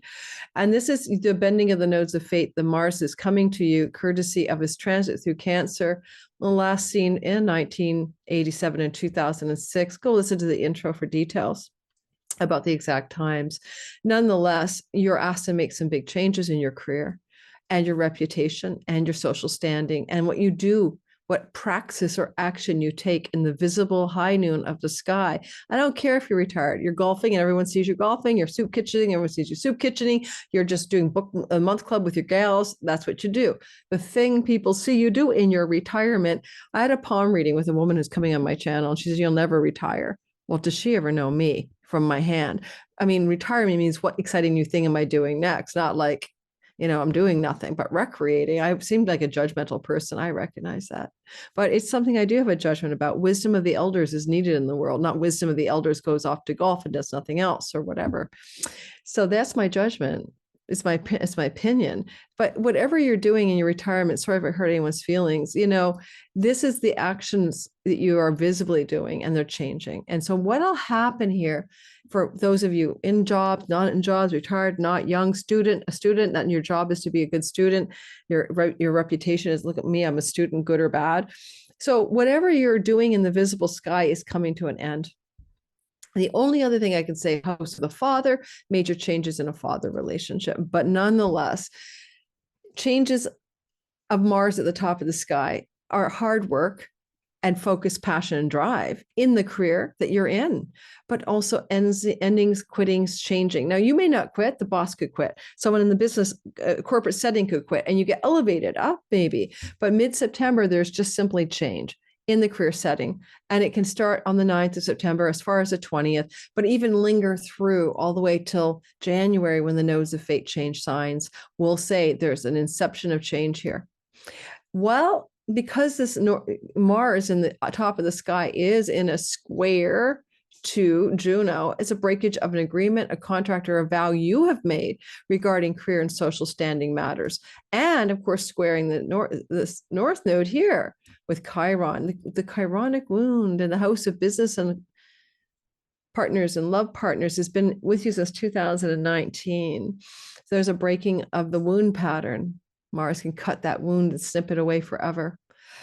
And if you've been in relationships that felt wounded and on and off, new or old, your partner seems wounded to you. And what are you doing? Taking care of the wounded bird? Your clients seem like wounded people. You're taking care of the wounded ones. It's interesting. Wounded bird is a term in psychology, overfunctioner and wounded birds, right? Are you the overfunctioner? Are you the one over caretaking? There's an expression, you're in charge of 100% of your 50% of any relationship, but overfunctioners take over 75% of the space to help and fix the broken person. So if you're in a broken person relationship, because you're fixing them, that will end. That's going to come to a screeching halt, or they're going to de-wound on you and you're going to find an equilibrium at last. You might notice as well that you might find Ceres is asking you to cut, end, or harvest or reap something in the fourth house with Pluto. Now, fourth house can be very much a childhood story, right? What kinds of stories from your childhood have been complicated for you and, around death and loss and trauma, and Ceres harvesting, reaping, and completing a cycle around maybe unprocessed childhood trauma for some of you, actually. Especially with Mercury, the messenger in the 12th, you're getting insights about unprocessed childhood trauma during the month of September.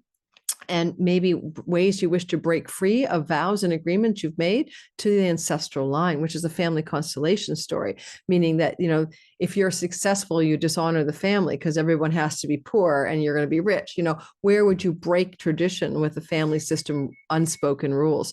These are deep energies that you're really working with, not just on the surface, but at the depth of you, because this South Node takes you to the depths of the character of you in this life. You may practically change or renegotiate a home and begin to think about changing your home. And that's very possible here, including rental home or buying and selling property. And mid-September, those matters come to the highlight for you in unexpected and surprising ways, where you may say, oh my God, I'm changing my home. I'm selling a home. I'm buying a home. What's going on here? I'm moving my home. I'm renting a new home. And you may think that this mid-November brings all of that to light in a very particularly demanding way that requires you to make some decisions pretty quickly. And lastly, changing a home connected to career matters is also possible for some of you Libras, sun, moon, and rising sign.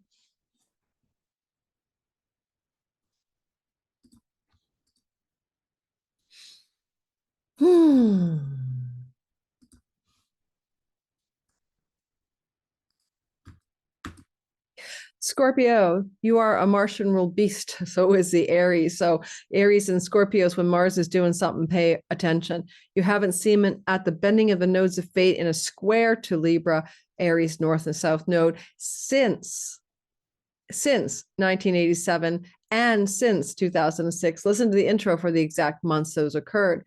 But you can say that this is back again. It's relatively rare. And Mars is asking for change to happen relative to this axis of life.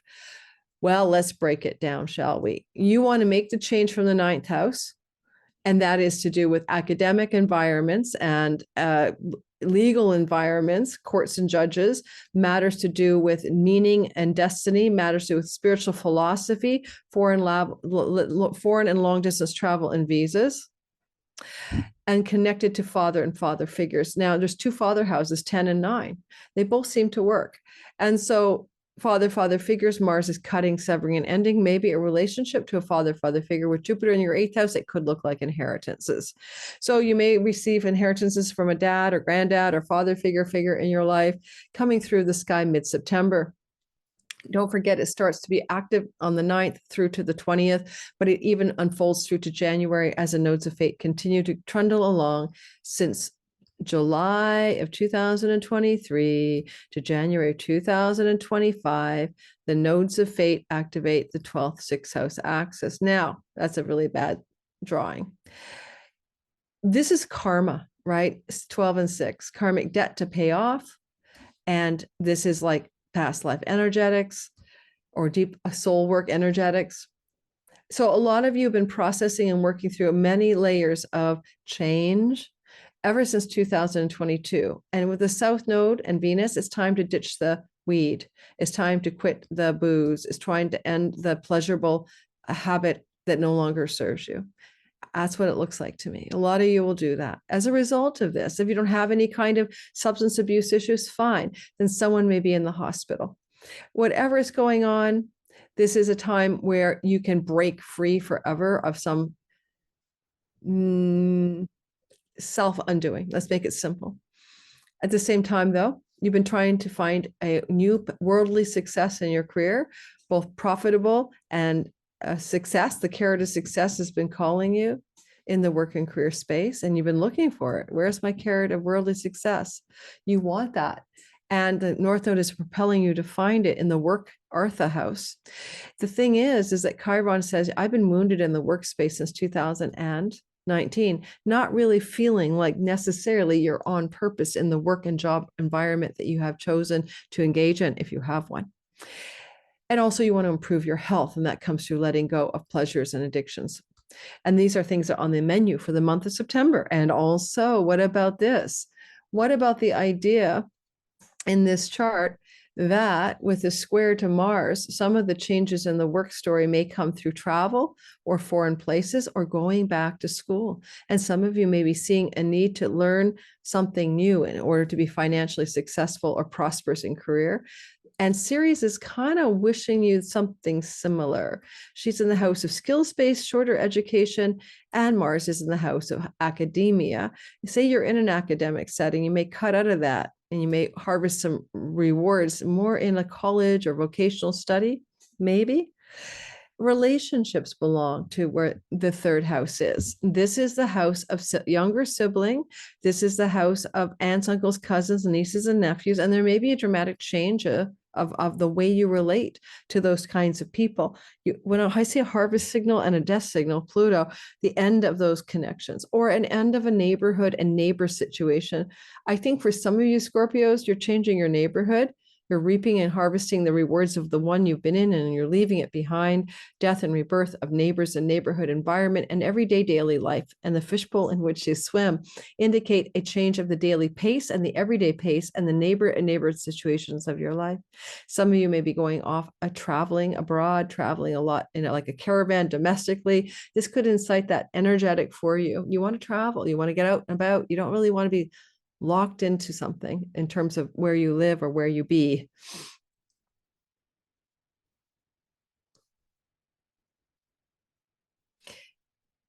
For some of you, the loss of a childhood friend could come up through this, through death or distance or something, some fracture in a relationship with a childhood friend with which you have deep karmatic energies. So someone you've known in the elementary and high school years could pass during this transit or be in the hospital. This is the darkest side of what I see. I mean, life is full of the good and bad, right, Scorpio? Changes you make now because of Mars in the ninth house are to do with your dharma. You're looking to make changes that align you with your true north, that are connected to the meaning of your life. And those changes are maybe ones that happen for you, not because you initiate them, but they put you back on track. If you feel like you're off track in your life, you're not like following your truest path, you've lost your bearings in your canoe and you can't find the pole star and navigate your way forward, well, this is going to help you find that canoe, right? Because you're a water sign. So you're going to reorient your compass of life as a result of these transits. Did you reorient your life compass in 2006 and 1987? Go back and try to remember if you're old enough to do that.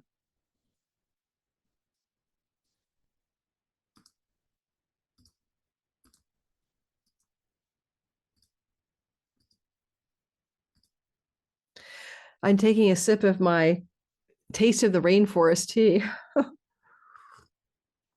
Ursi or something like it. Juniper and what was the other one in there?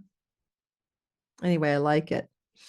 Was this a hibiscus? I'm not sure which. There's no hibiscus in this. Which one? Maybe I picked the nettle. I think this is the nettle tea. Okay, nettle. Okay, moving on. I think it's sea kelp and nettle. What an interesting combo. That's what it is. All right. I doth digress. You try doing this job, guys. You'll doth digress a lot. Sagittarius, sun, moon, and rising sign. Well, reminding you of the past. Let's start with the past. Go back to 1987 and 2006. The nodes of fate were moving through this part of your sky. Well, Mars was at the bending of the nodes. This was occurring here. Like you're going to make some big changes from here, but it's about this story, right? Let's go right there.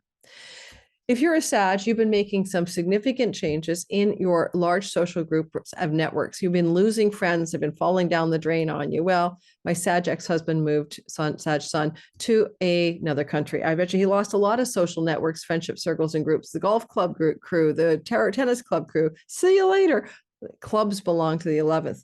Had to leave his clubs behind, so to speak, golf clubs, but clubs of belonging. So you're left behind or lost or released or surrendered clubs of belonging, groups of belonging, friendship circles and networks, July of last year. And by the way, he moved like in the summer, July of 2000, August of 2023, So you can't make this stuff up. So there was a loss, an ending, a severing, and letting go, releasing of those groups of belonging, but also of some of the long-range goals you had for your career and of the gains from your career. For my ex-husband to move, he had to quit his career. So he let go of the career gains. I'm using this as an example.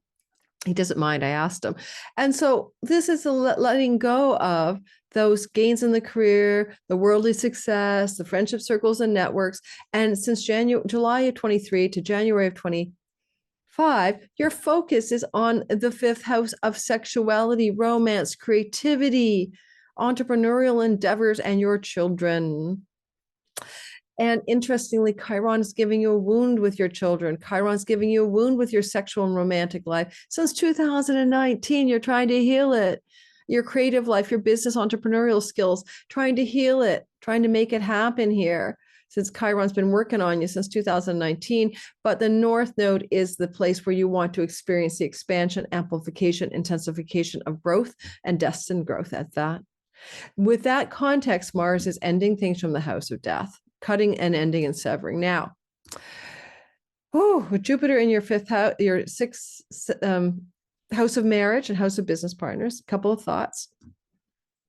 Jupiter says, I can bring you blessed endings or brand new beginnings or growth and expansion for the one you're with. And this is a house of shared resources with that person. When I see Mars here, and he's going to be here a long time, right? 6 months, right? He's going to start here and then he's going to pivot out on November the 4th and come back on January 6th through to April 18th.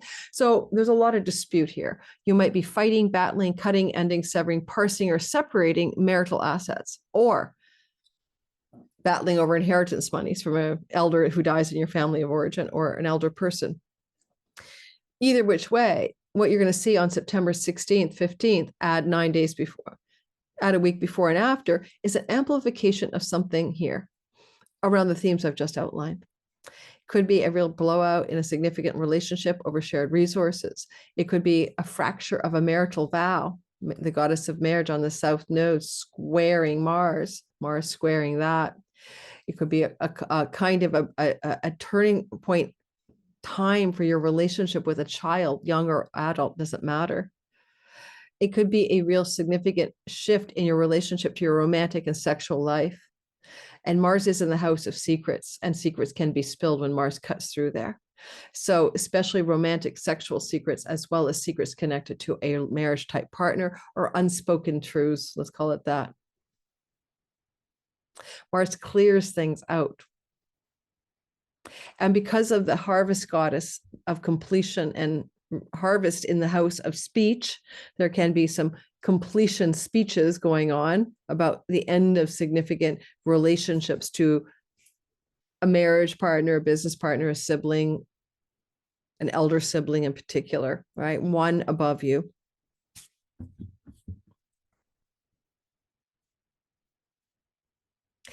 And as well, when I see Ceres here, she can change your dietary style. And this Mars across the way says, if you don't want to die, change the way you eat yesterday already. So massive changes and shocking changes for health and dietary style for any Sagittarius who think they're doing the right thing. You may make some dramatic changes, and Ceres can bring you in touch with food as medicine, nutritional medicine, herbal medicine, medicine that's connected to things that grow, plants.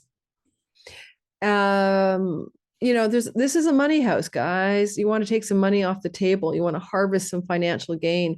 Pluto says riches. Where are you looking at finances in terms of savings, resources, and money?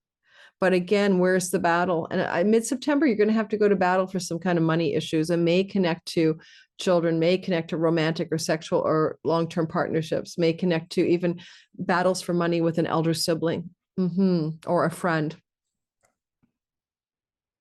I mean, the ultimate goal of this intensification of Mars here of the nodal axis that happened once in 2006 and once in 1987, like for a month each time. And don't forget, I gave you guys those dates already.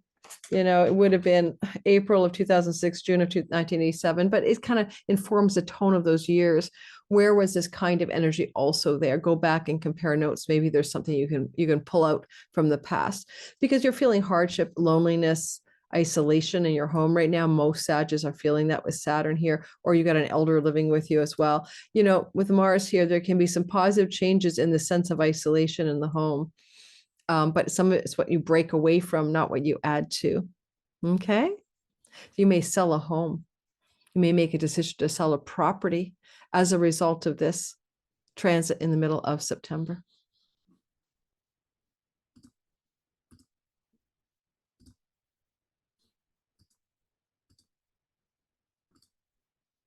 I'm not going to slurp.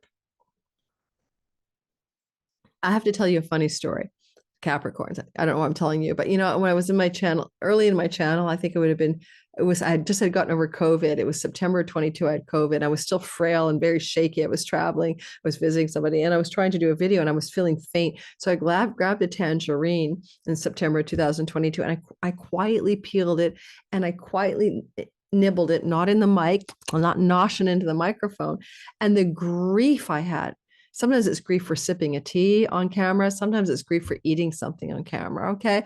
So people have such issues around mastication. It's ridiculous. There, I got that off my chest, but I'm going to quietly sip a tea. I've seen broadcasters sip teas. I've seen Lex Friedman and what's his name? Not, you know, Joe Rogan smoke a joint, and I can't eat a tangerine. Like, give me a break. Moving on. People. How rude. How dare you? People. I'm just venting. I'm in a mood. I've got Aries horns behind me, right? Aries horns behind me. I'm an Aries. Capricorn, sun, moon, and rising. Let's go. Let's get this show on the road. First of all, Mars exalts you, and you've been exalted by Mars. I'm just going to bring it up on a sidebar. Mars rose in Capricorn January 27th of 2024, and the next 2 years you are on the rise. And good for you guys. Go watch that old video. You are rising to new levels of power, authority, and greatness. This is your 2 years to ride high, because the last time this happened, 1977 to 79, it's back again, 2024 to 2026. You got game. All right, that's your turn to win in the game of life. Mars exalts you and he rose in your sign. So you can do what you want, climb the highest mountain you want. This is your time. That said, this is a time where the nodes of fate are squaring you, and that's intense. Wow, you've got the North Node down here in the fourth house of home. You've been trying to heal a chironic wound. Where do you belong? Where's my true home? Where do I fit in? Where do I nest? Where do I anchor myself in this world? Since 2019, that's the big question mark. At the same time, what you've got going on here is the nodes amplifying that wound, and that amplification through the eclipses and the nodes began, April of 23, but in earnest in July of 23, all the way through to January 11th of 25. And then that wound is no longer being intensified like salt in the wound by the North Node. But destined change can help you heal that wound, right? And so with that intensity where you wish to experience Rahu, North Node, in the fourth house, which can mean moving your home to a foreign country, just so you know, or success from people and places in foreign lands in and from your home, well, that's ongoing. The South Node is draining your reputation, leaking out energy from your career and purpose, part of your visible, 10th house of success, reputation, achievement, visible, career stories. That's been like a draining factor. It's almost like you had to let go, not just of the career, but of your ideas of what that should be. And that may have been playing out now in a very obvious way since last summer, since July of last year. And well, this is ongoing. And yes, Mars rose here in January, promising, promises, success and good things for you through the power of your decision and actions. This energy is back from January, but what's playing out now is Mars. Mars will be at the bending of the nodes of fate in the middle of September, a week before and after the 16th of September. And you're going to have to make some significant changes, Capricorns, regarding marriage and long-term committed partnerships, decisions and changes, business contracts and deals and partnerships, and audience, marketplace, and clients. Now, if you're in a beleaguered relationship and Mars is traveling here for a long time, September through November and back again January through April, then you're going to find that you're having to be separated from or distanced from or cut away from some long-term business or love relationship. It doesn't mean it ends. Sometimes it's just because of geographical non-proximity. At the same time Mars goes through here, you may also make some major changes in legal agreements that you forged before, especially around career matters. Now, Mars can help you propel you. This can be a person. Mars is usually male, right? Connected to foreign lands, who's opening up a career opportunity for you. So it doesn't always look negative. And Jupiter is giving you luck in work, job, and career matters and pets through to next year until next June. So you may get greater work opportunities and pet opportunities and destined pet opportunities, but you're also expanding your work with luck, and it flows to the 10th house of career. So whatever this is about, it's a critical turning point in September, like an axis point, like when the train can flip a switch and take a different track. You're taking a different work track connected to events of mid-September.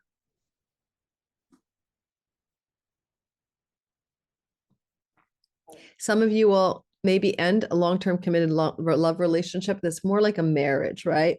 It's more formal. It may come to a screeching, track change on you, and maybe a destined change, not to worry about it. It's one possibility. And here you can notice that Ceres is here. Don't forget Mars rose here. Mars rose here in the month of January, and here, and pretty close to 8 degrees of Capricorn. And here is Ceres, the one who wishes to create a reaping and a harvesting, and Pluto, power and riches. But also you are so Plutonian. You have carried Pluto on your back ever since 2008, and you're getting ready to ditch him. But as he finishes up retrograde at the last degree of Capricorn, sun, moon, and rising, anyone with sun, moon, and rising 27 to 29 Capricorn, and that includes, by the way, RFK, and that includes other people I know. This is your last story of Pluto. You and Pluto dancing the God, death, regeneration, repurposing your reality. My Capricorn sun partner had a lot of death in his life of family members during the transit of Pluto since 2008 through the sign of Capricorn. I would tell you that you could probably look at this as your own scythe or sickle in your hand, and you know exactly where to slice, cut, and harvest. You've got this. You have Plutonian godfather, mafia boss, energetics, the good mafia boss, the good fella. In a way, you got a sickle or a scythe, and you know where to harvest. You know where you need to make the cuts. You know where you need to reap something. And it does connect to business opportunities, career opportunities, partnerships in business, time to sever, cut, or end and separate from difficult long-term love relationships, or the knowledge that something will propel you away from that, to separate you from that person, but the separation has collateral benefits for your career path and your work path in life. Because Pluto will spend 20 years in your second house. If you haven't been rich yet, you're about to get there. In the next 20 years, you can consider yourself wealthy. So you've got an upside to the next Pluto transit. Trust me on this.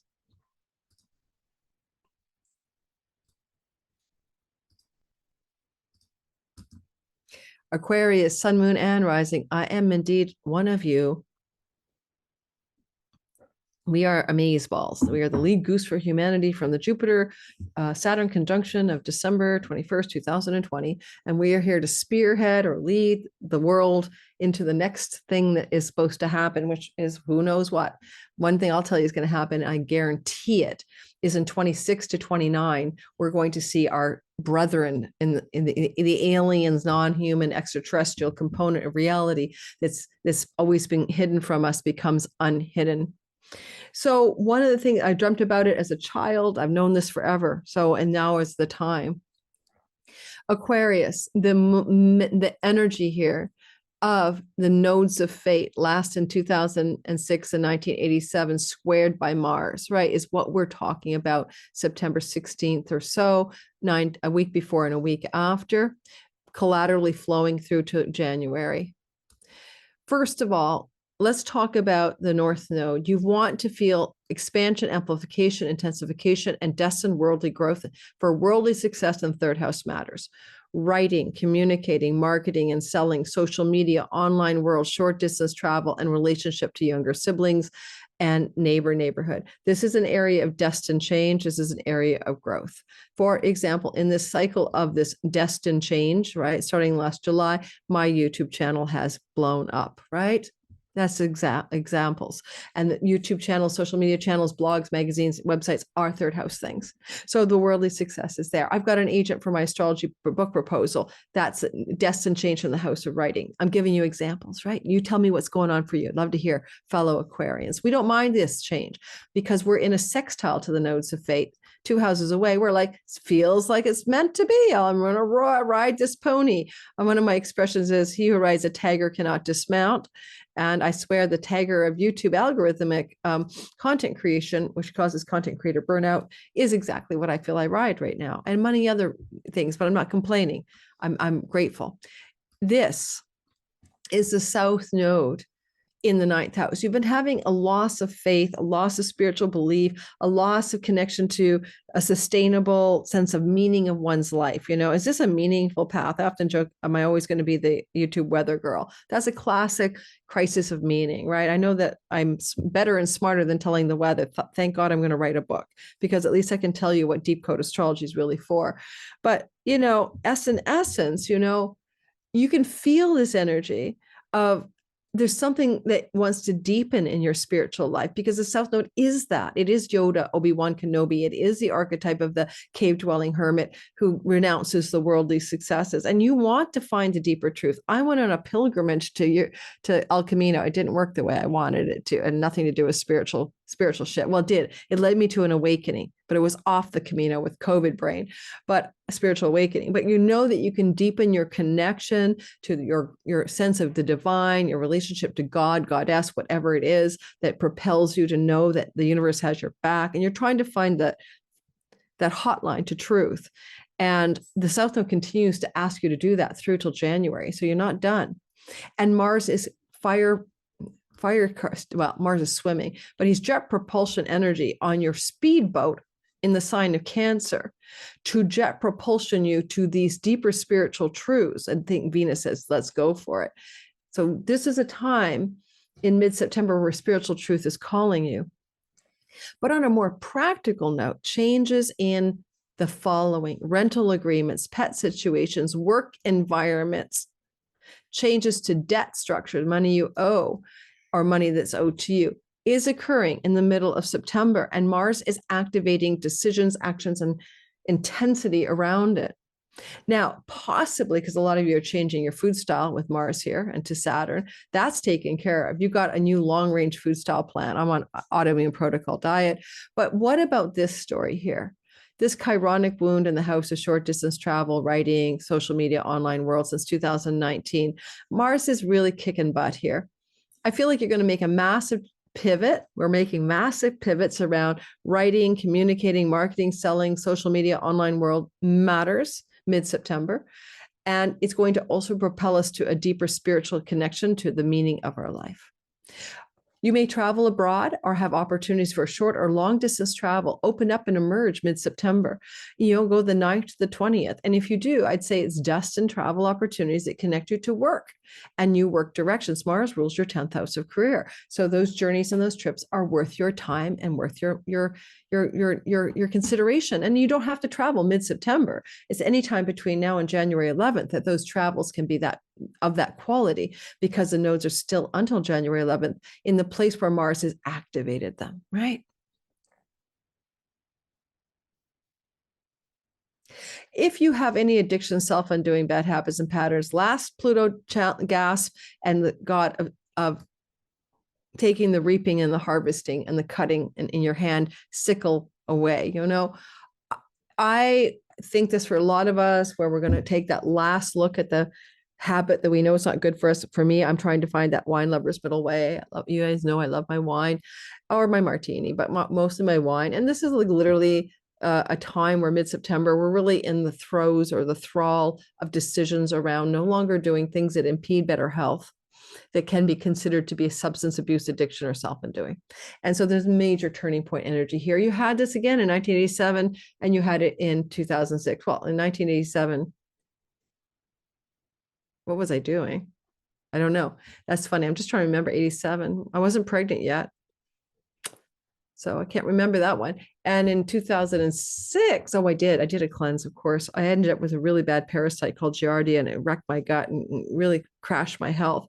So I was doing all kinds of health protocols to improve my health back then. So just, you might be able to cross your T's and dot your I's if you go back in time, but you don't have to. This is its own version of reality. Pluto is definitely a new placement than he was back in the day. Advice for any Aquarians, look at that, September 9th to 20th, especially where the action's happening more by degree, and see what decisions you need to make. or need to be considered when it comes to your career and your work becoming more harmonized with true calling and meaning in your life, and where you can also move towards, yes, amplification of success in your third house, but also connected to, again, Chiron, the key to purpose. So a lot of that energy is about purpose and meaning at this time. With Uranus in the house of home and that old Mars conjunction to Uranus on Algol, a massive change of home, exciting, is coming your way perhaps. And with Mercury up here, you may be able to buy, purchase, or sell a home as well.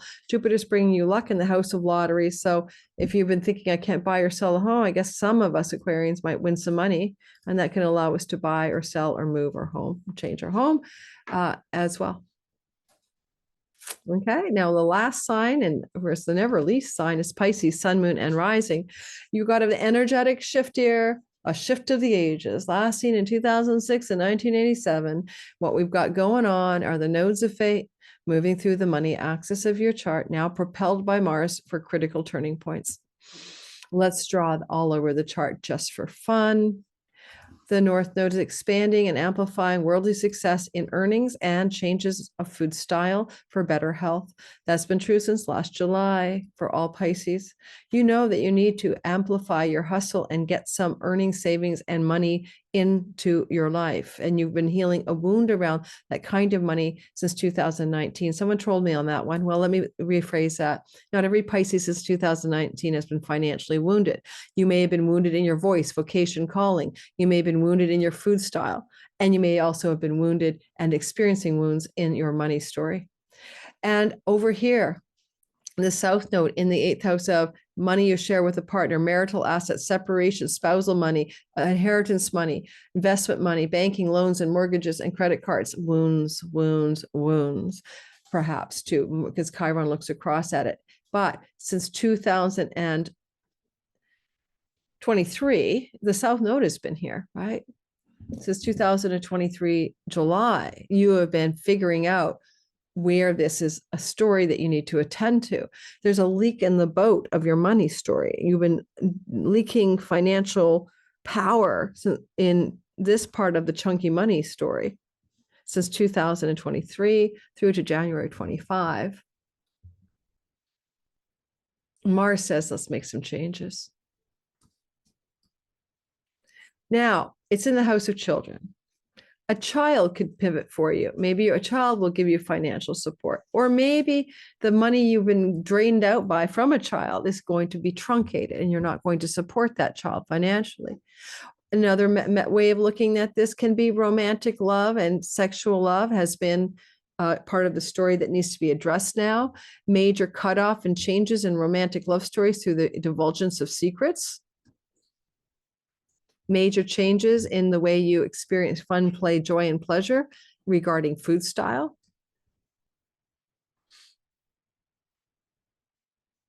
If you are somebody with children, especially adult children,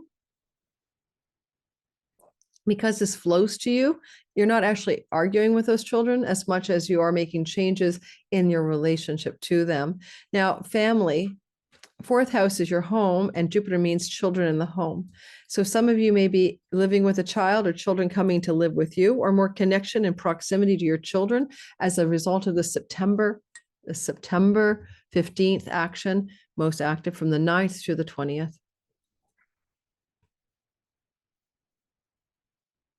If there's any situation with your spouse in which the shared resources has been a challenge with a spousal situation, there may be some changes coming with how you and that spouse parse or share the joint financial assets.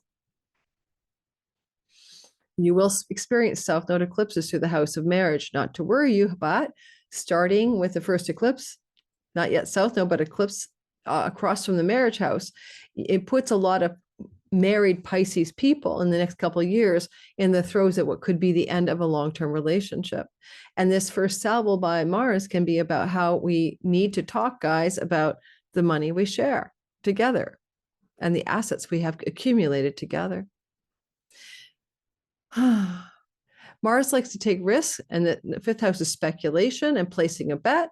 And I would be careful with the South Node because you could place a bet on something, including stock investment, and it may go south. So be cautious there. This could be a turning point, but it could also be a hazard point. Hazard lights are flashing around risky investments in the middle of September. Because ultimately Mars is a risk taker, but he's in the sign of his fall. So do not gamble or take financial risks in the middle of September. That's prescriptive. With Ceres up here in your 11th house, you are ready to harvest or reap or sever Pluto power, connections to riches from elder sibling, riches from friends and allies and benefactors, but also taking some money off the table. Ceres could cut and sever friendships, and this friendship could be a longer term friend or ally that no longer supports you, and you may see some closures of those kinds of friendships in the middle of September. This would be the sibling one older than you, okay, just one above you, and that also could end up looking like a real breakdown in that relationship or change in that relationship. And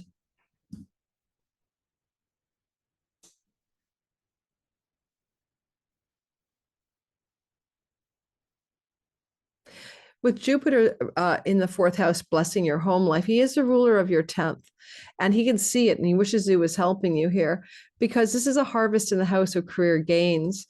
You may be making some significant changes in the way the money that you make in your career or purpose happens, right? Mars could help instigate dramatic change. And this is a house of entrepreneurship. So if you're employed, you may bust out of that straitjacket and become an entrepreneur or a self-starter or a self-employed individual as a result of what's going on in the mid-September sky. And you could maybe have seen those stories in 2006 and 1987 as well. And, 2006, April, 1987, June, right? Repeat, rinse, repeat. And of course, July of 68 for those of you who are really older. Okay, so that's what I see for you guys. And ultimately, it's going to be changes in your money story is what's trying to happen. So if you think that your money story has been hindered by that chironic wound or your health and food style as well, these are major changes coming through the sky for you in the middle of September. That was long. Don't forget, SKYREADER early bird discount code is in the description box. SKYREADER early, it might be the code, but I'm not sure. I'll have to go double check. I will be putting the code in the description box under the video. Click the more button. Also, I'll pin it to the comments on top. Come join me, learn astrology, time your best life. We start the last weekend on the 28th of September. Jump aboard. And if you're in my mailing list, you'll be hearing about it on my Cosmic Moonshine newsletter. Oh my God, I had a disaster in the shadow of Mercury retrograde. I accidentally merged my 7,500 Cosmic Moonshine newsletter subscribers to a list of 5,000, which are just people who have taken courses with me. And I merged the lists together.